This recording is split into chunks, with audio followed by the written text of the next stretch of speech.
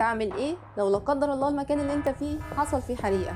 اكتر الاصابات لما بيكون في حريقه في مكان ما بيكون بسبب استنشاق الدخان اكتر من الاصابه بالحروق. فاول خطوه دلوقتي وهي اهم خطوه انك لازم تهدى. وطبعا الموضوع مش سهل كالعاده، لكن الهدوء هيخليك تتصرف بشكل اسرع وانك ما تاخدش قرارات غلط، واللي منها انك ممكن تستخبى مثلا في اي مكان كده وخلاص، وده ممكن يكون خطر كبير جدا عليك. فكل اللي عليك انك تهدى وتعمل باقي الخطوات. واول خطوه هي انك اول ما تشم ريحه دخان او تشوف نار فورا انزل على الارض، لان الغازات السامه اللي بيطلقها الدخان اول حاجه بتطلع لفوق على طول، فانت هتنزل على الارض تجنبا لاستنشاقها.